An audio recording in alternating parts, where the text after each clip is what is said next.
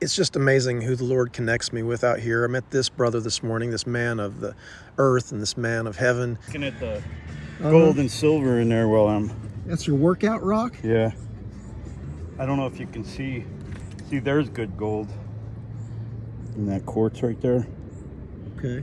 What's your workout look like with that rock? Is all sorts of things? Well, yeah, I got a bunch of them, but today it's keep it out, feel the pinch, and then it's more the abs and lower back. Yeah.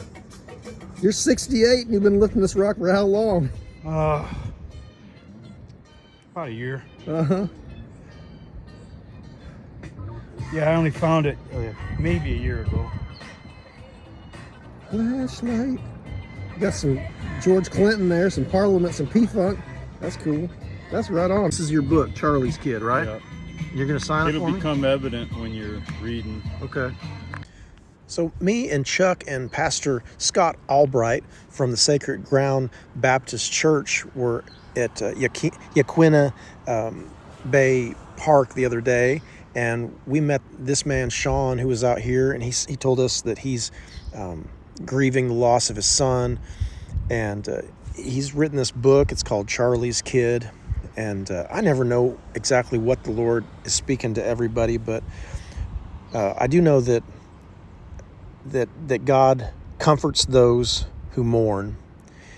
And yeah, this is just another one of those divine appointments. And I don't pretend to know exactly how they work out. They never work out like I think they might work out.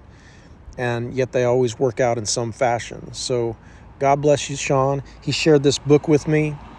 I've read the first few pages. He is obviously an incredibly gifted human being. Another one of us brothers who's out here working out his salvation with fear and trembling.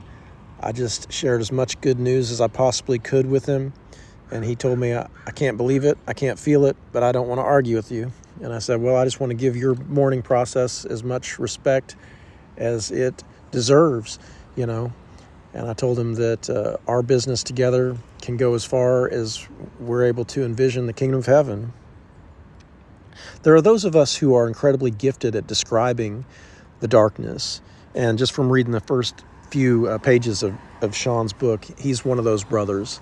I was born to a father who's incredibly gifted at describing the darkness. And I am also gifted at describing the darkness, shadow work, you might call it.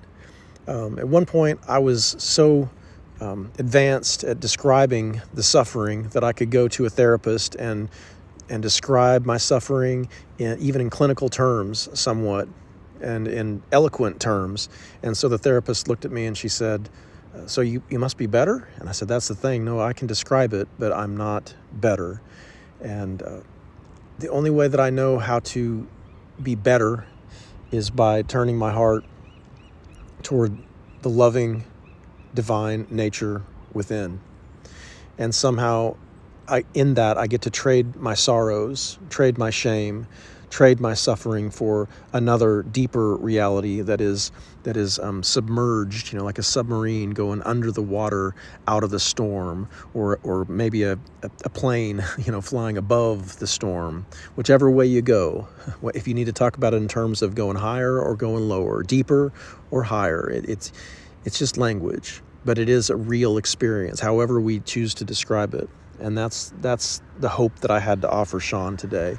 And it's also the hope that he offered me, because I can only see myself in him.